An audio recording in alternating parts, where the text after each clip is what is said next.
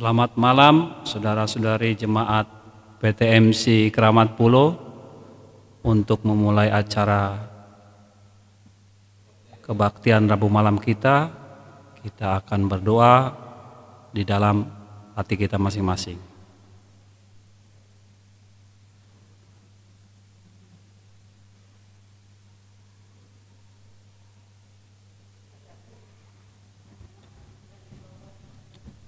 Untuk memulai acara kebaktian Rabu malam kita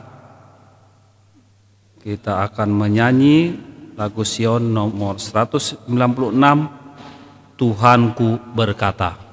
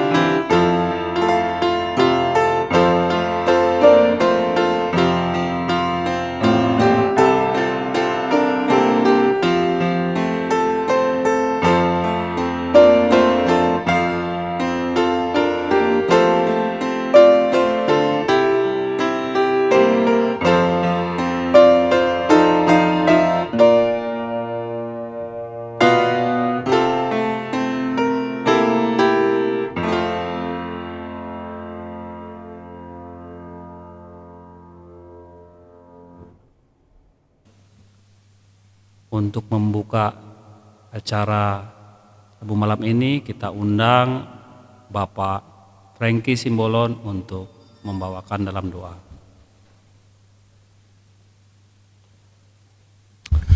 Kita bersatu dalam doa. Bapa kami yang bertahta dalam kerajaan surga, puji syukur kami panjatkan kehadirat-Mu Tuhan atas segala berkat dan lindungan Tuhan yang sudah memelihara dan memberkati kami di sepanjang perjalanan hidup kami, hingga pada kesempatan ini Tuhan kembali kami boleh menikmati berkat-berkat Tuhan, khususnya firman Tuhan yang kami akan dengarkan pada kesempatan ini. Biarlah dengan pertolongan Tuhan Engkau curahkan Roh Kudus-Mu boleh menguasai hati dan pikiran kami, sehingga firman Tuhan yang akan kami dengarkan boleh menguatkan kami, sehingga kami boleh tetap setia di hadapan Tuhan. Berkati hamba-Mu khususnya Bapak Pendeta Paul Emerson Jaya yang akan membagikan firman Tuhan pada kesempatan ini. Urapi hamba-Mu ini Tuhan, sehingga firman Tuhan yang disampaikan boleh menguatkan dan memperbaharui hidup kami dari sekarang sampai Yesus datang kedua kali. Terima kasih Tuhan, doa ini kami persembahkan hanya di dalam nama Yesus yang menjadi juru selamat dan penebus kami. Amin.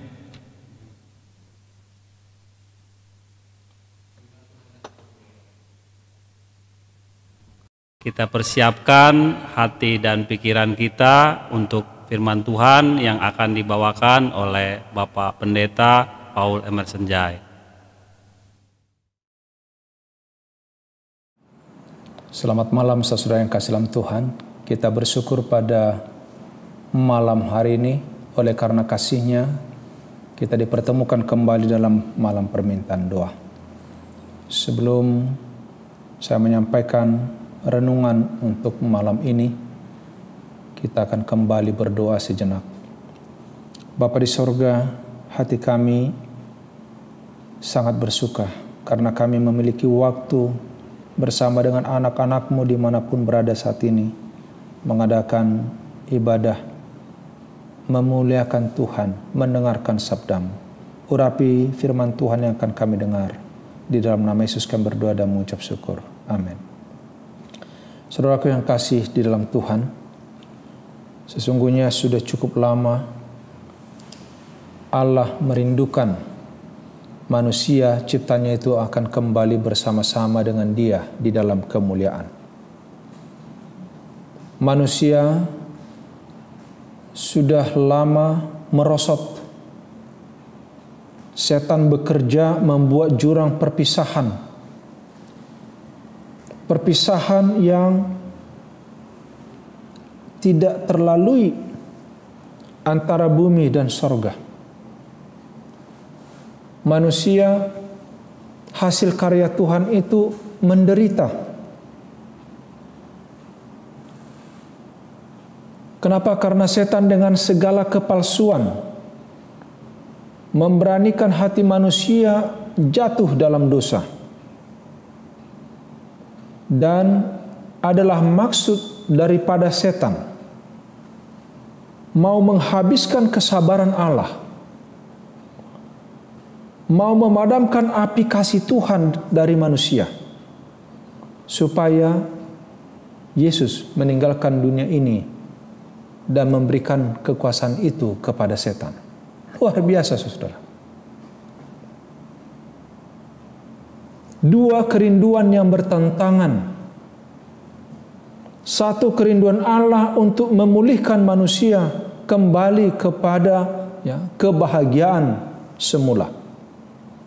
Di sisi yang lain adalah satu kerinduan yang luar biasa ingin membinasakan manusia, memutuskan hubungan dengan Allah mereka.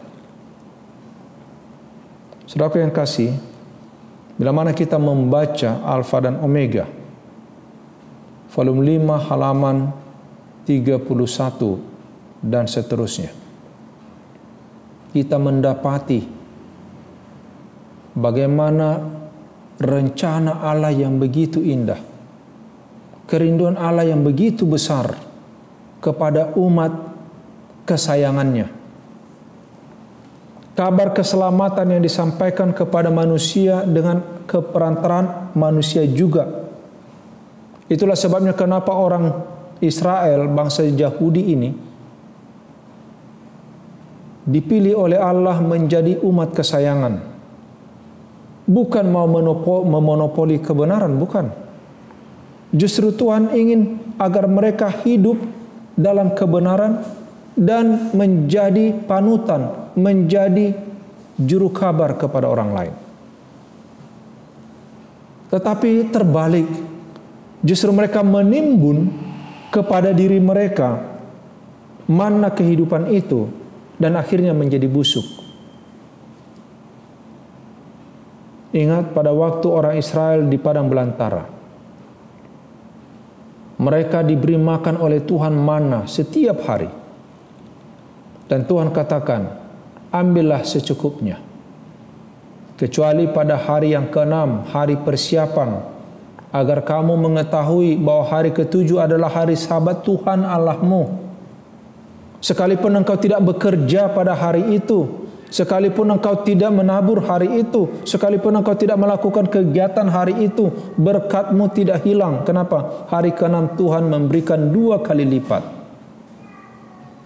Tetapi ada orang-orang rakus, saudara-saudara, yang masih tidak percaya kepada firman itu. Mereka mengambil lebih, dan pada waktu lebih tersisa, apa yang terjadi? Busuk. Bila mana kita menimbun kebenaran dalam diri kita, itu sama seperti menimbun mana tersisa dan akhirnya busuk karena tidak berbuah.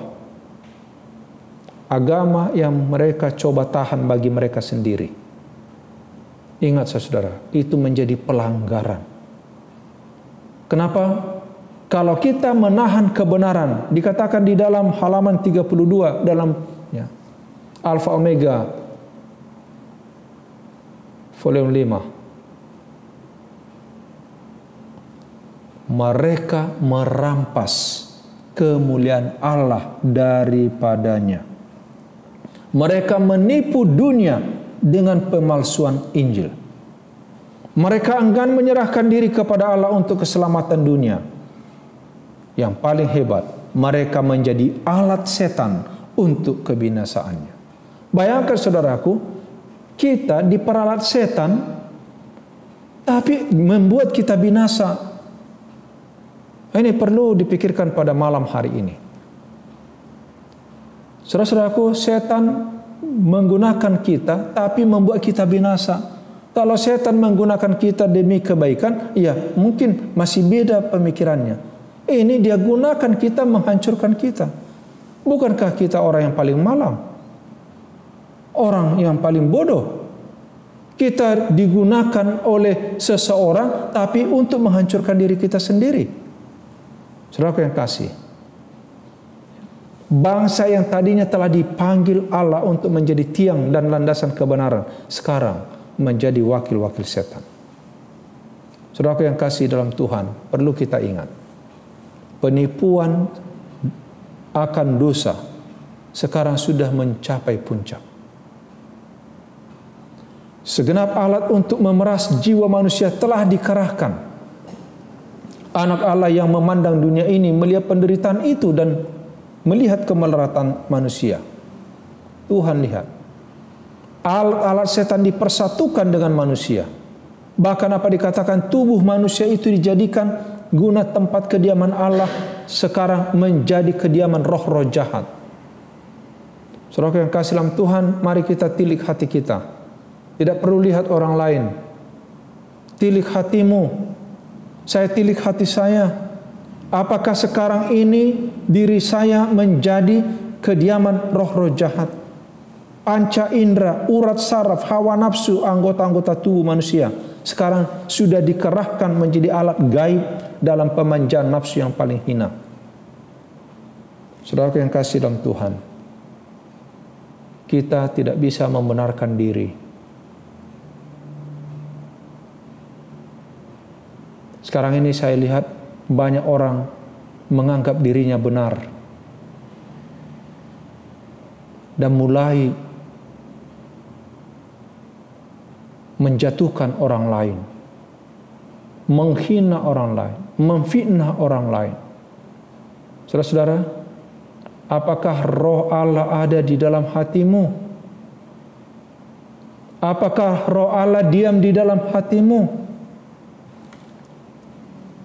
Dosa sekarang ini sudah menjadi satu ilmu pengetahuan dan bahkan kejahatan disucikan sebagai bagian dari agama. Wah, luar biasa, saudara. Bagaimana mungkin? Sudah terjadi, saudaraku. Mari kita amati apa yang terjadi sekarang di dunia ini. Membawa nama agama, melakukan kekerasan, membawa nama agama, melakukan penghinaan, membawa nama agama, menghancurkan orang lain. Saudara yang kasih, hati-hati.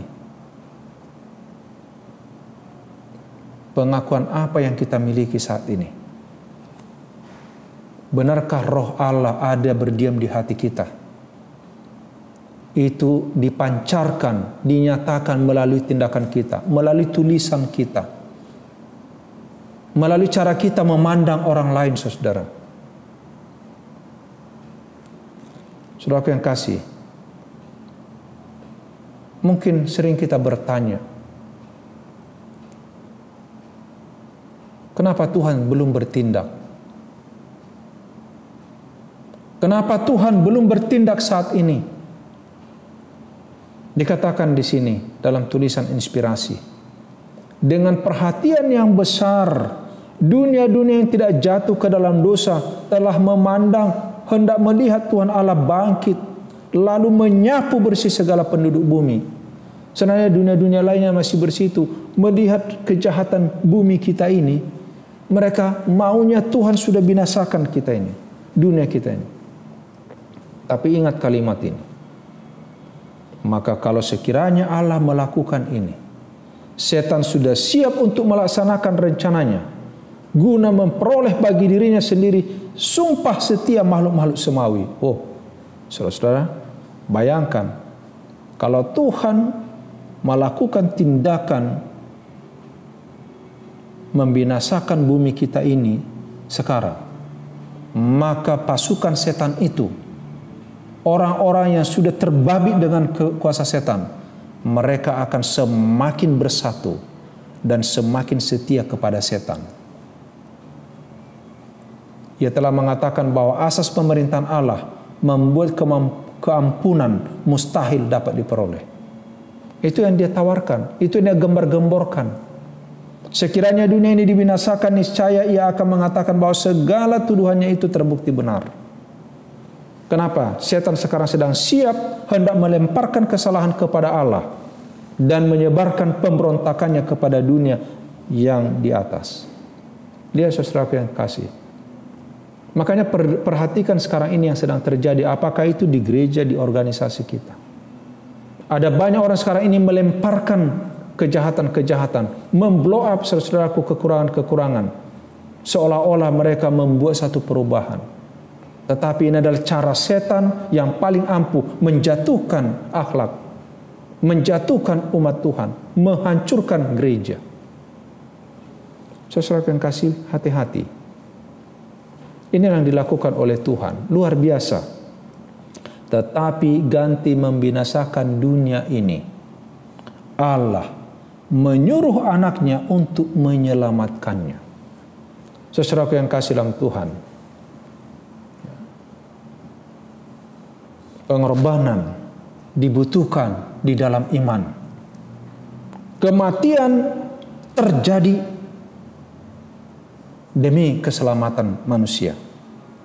Setan bergembira karena ia telah berhasil merendahkan peta Allah dalam manusia. Kemudian Yesus datang untuk memulihkan dalam manusia peta penciptanya itu. Dan dikatakan di sini, tidak seorang pun kecuali Kristus yang dapat membentuk kembali tabiat yang sudah dibinasakan oleh dosa itu. Saudaraku yang kasih dalam Tuhan, kita tahu Yesus merendahkan dirinya, sangat merendahkan diri.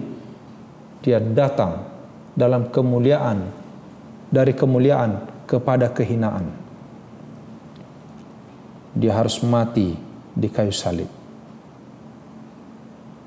Saudaraku, ajakan dari 1 Yohanes 3:24 pada malam ini, barang siapa menuruti segala perintahnya, ia diam di dalam Allah dan Allah di dalam dia. Dan demikianlah kita ketahui bahwa Allah ada di dalam kita. Ingat saudara, yaitu roh yang telah ia karuniakan kepada kita. Bila mana roh Allah ada di dalam kita, yang pasti yang kita lakukan adalah penurutan kepada firman. Bukan cara-cara setan tadi, menyakiti, memberontak, mempersalahkan. Itu kerjaan setan saudara.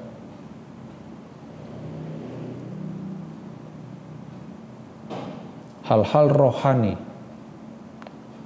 hanya dapat dimengerti dari sudut kerohanian. Dalam bait suci itu anak Allah diserahkan untuk pekerjaan yang telah ditentukan baginya. Imam memandang dia sebagaimana ia memandang seorang anak bayi yang lain. Ingat, sebelumnya setan telah melukiskan Allah sebagai yang mementingkan diri. Allah itu suka menindas sebagai menurut penurut semuanya, tetapi tidak memberikan barang sesuatu. Inilah tuduhan kepada siapa? Kepada Allah. Bahwa Allah itu sesuka-sukanya melakukan sesuatu. Tetapi perihal Kristus dikaruniakan, menyatakan hati Bapa. Di sini disaksikan bagaimana Allah terhadap kita adalah rancangan damai sejahtera, bukan rancangan kecelakaan. Yeremia 29:11. Hal ini menandaskan bahwa meskipun kebencian hati Allah terhadap dosa begitu kuat, laksana maut, tetapi kasih Allah kepada orang berdosa itu lebih kuat daripada maut. Saudaraku yang kasih, ya, boleh disimak kalimat ini. Apa dikatakan tadi? Walaupun hati Allah begitu benci terhadap dosa, kuat laksana maut, tapi kasih Allah terhadap orang berdosa itu, orang yang memiliki dosa maut itu, dia lebih kuat kasihnya daripada maut. Saudara yang kasih, saya rindu pada malam hari ini, jangan kita menyepelekan firman ini. Tuhan mau agar kita bertobat. Saudara-saudara, biarlah kerelaan Allah itu yang sudah ditimbun di atas kerelaan karunia atas karunia. Kasih yang besar, yang luar biasa itu akan menjadi bagian saudara dan saya. Kenapa? Bayangkan saudara, hanya karena pemberontakan Adam dan Hawa, melanggar perintah di dalam Taman Eden, akibat daripada bujukan setan yang luar biasa, seluruh perbenaran sorga terbuka bagi orang-orang yang hendak berusaha menyelamatkan, ya, terhadap orang-orang yang hendak dia selamatkan. Seluruh perbenaran sorga, saudaraku, dikerahkan demi manusia untuk keselamatan mereka. Di salib Golgota, kasih dan sifat mementingkan diri tegak berhadap-hadapan. Saudaraku, Yesus mati di kayu salib dalam kerendahan hati, dalam kehinaan, dalam penderitaan. Sementara di sisi yang lain, manusia-manusia mementingkan diri yang menyakiti. Saudaraku, Kristus telah hidup hanya untuk menghibur. Kristus datang hanya untuk memberkati, tetapi setan datang untuk menyakitinya dalam kedurjanaan, kebencian hatinya kepada Allah. Saudaraku yang kasih dalam Tuhan, Yesus datang dengan kebenaran sorga. Dan semua orang yang mencamkan suara Roh Kudus akan tertarik kepadanya. Oleh sebab itu, saudara-saudara yang kasih dalam Tuhan, mau pilih siapa malam hari ini? Masih mau terbabit, terikat, terperangkap dengan cara-cara setan? Atau kita mau keluar, walaupun dengan perjuangan, mengikut Yesus yang sudah mati untuk kita? Ingat ini, orang-orang yang berbakti kepada diri sendiri adalah rakyat kerajaan setan. Dalam sikap mereka terhadap Kristus, semua orang akan menunjukkan di pihak mana mereka itu berdiri. Maka demikianlah setiap orang menjatuhkan hukuman atas dirinya sendiri. Saudara-saudaraku yang kasih dalam Tuhan, saya rindu, mari kita ambil sikap pada malam hari ini. Panggilan bagi kita pada hari penghukuman terakhir kelak. Setiap jiwa yang hilang akan mengerti sifat penolakannya akan kebenaran. Jadi saudaraku, harusnya jangan tunggu sampai nanti. Harusnya sekarang. Salib akan dihadapkan, arti yang sesungguhnya akan dimaklumi oleh setiap pikiran yang telah dibutakan oleh pelanggaran. Akhir kata dari segala yang kita dengar ialah, takutlah akan Allah, berpeganglah kepada perintahnya.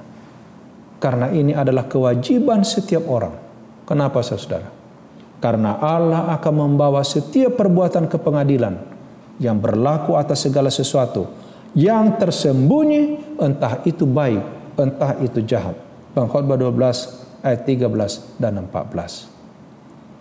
Biarlah kiranya di hadapan penglihatan akan Golgota, dengan korban yaitu Yesus yang penuh rahasia itu, orang berdosa akan berdiri dengan terkutuk.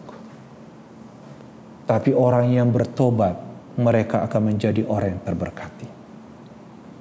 Kiranya Tuhan menolong kita, saudara. Jangan sampai kita terperangkap lagi di dalam godaan, tipu muslihat dari setan. Mari kita buka mata rohani kita. Mari kita bersihkan pikiran kita, saudara. Mari kita buka hati kepada Tuhan saat ini. Tuhan rindu menyelamatkan saudara dan saya. Tuhan memberkati kita. Malam ini adalah malam permintaan doa. Bila mana nanti ada doa-doa khusus yang saudara mau sampaikan, sampaikanlah pada waktu kita sedang berdoa. Kita tunduk kepala, kita berdoa. Bapa di sorga, Bapa yang penuh kasih. Luar biasa Engkau Bapa. Walaupun kami manusia berdosa, Engkau datang menyelamatkan kami. Engkau menyerahkan anak-Mu yang tunggal, agar kami semua yang percaya kepadanya akan diselamatkan. Oleh sebab itu saat ini kami mau datang anak-anak-Mu memuji Engkau. Terimalah puji-pujian kami.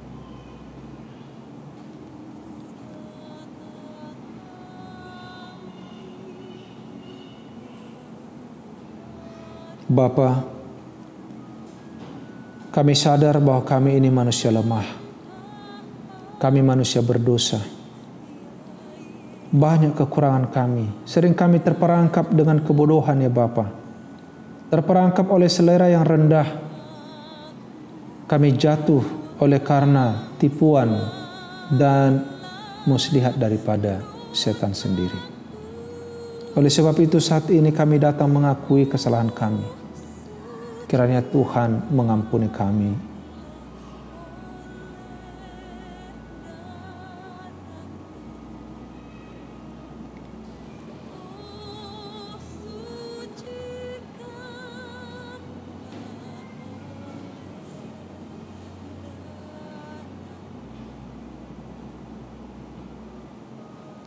Bapa, Engkau Allah kami.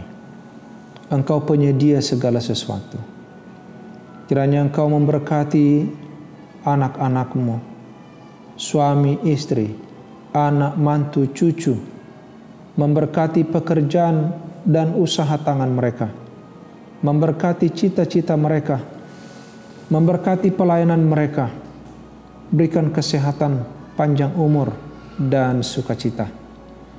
Memberkati anak-anak muda kami yang masih dalam pendidikan, anak-anak Tuhan yang masih dalam pertumbuhan. Demikian juga bagi mereka yang sedang mencari pekerjaan, yang mencari teman hidup, sempurnakanlah kiranya permohonan mereka. Kami berdoa buat negara kami Tuhan. Engkau berkati pimpinan kami di pemerintahan, agar mereka boleh memimpin negara ini. Bahkan kami diberi kesempatan untuk leluasa memuji Tuhan dan melayani Engkau. Kami berdoa untuk pimpinan kami dalam organisasi, para pelayan, umat-umat Tuhan.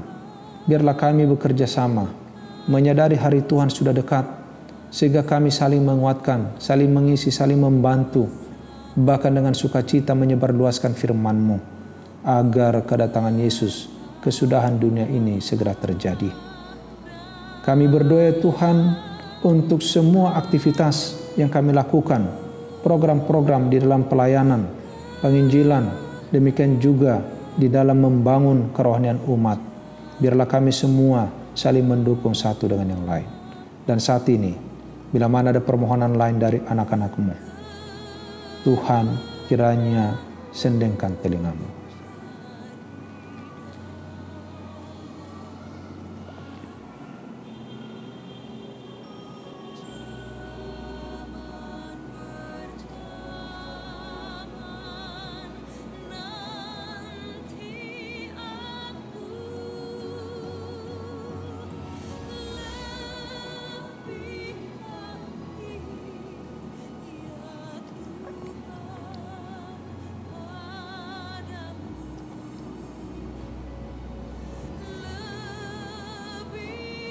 Bapa di sorga, terima kasih atas segala kebaikan-Mu.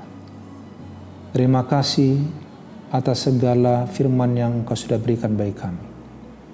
Terima kasih Tuhan atas pengampunan yang Engkau berikan. Terima kasih untuk segala kecukupan yang Tuhan sudah berikan bagi kami. Biarlah firman-Mu yang kami sudah dengar berbuah dalam hidup kami, dan berkat Tuhan terus mengalir dalam kehidupan kami. Jadikan kami seluruh berkat, dan terlebih dapat memancarkan kemuliaan-Mu melalui kehidupan kami sehari-hari. Kiranya kasih karunia Tuhan Yesus, kasih Allah Bapa dan persekutuan Roh Kudus memberkati kami dari hari ini sampai selama-lamanya. Di dalam nama Yesus kami sambut berkat-Mu. Amin. Kita sambut firman Tuhan kita yang telah didengarkan dengan menyanyi lagu Sion nomor 217 dengan judul Tambahkanlah Terang Lampumu.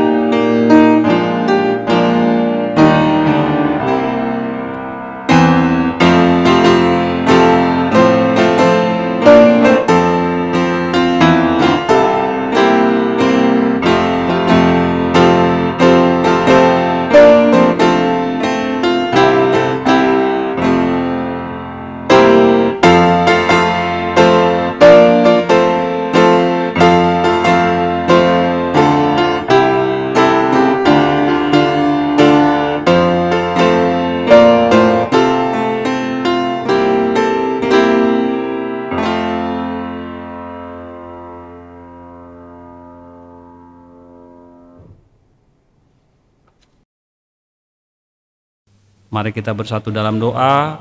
Bapa kami yang bertata dalam kerajaan sorga, terpujilah nama-Mu Tuhan. Pada malam permintaan doa ini kami telah mendengarkan firman-Mu yang dibawakan oleh Pendeta Jai Tuhan. Oh Tuhan, bimbing firman ini Tuhan sehingga bermanfaat bagi kehidupan kami sehari-hari sambil menunggu kedatangan Yesus kedua kali. Terpujilah nama-Mu Tuhan, dalam nama Yesus kami berucap syukur. Amin. Terima kasih kepada bapak-bapak dan ibu-ibu yang telah mendengarkan firman Tuhan Rabu malam ini secara online. Semoga firman ini menjadi berkat bagi kita masing-masing. Begitu juga untuk persembahan kita bisa transfer ke rekening yang ada di bawah ini. Terima kasih, terpuji nama Tuhan, selamat malam.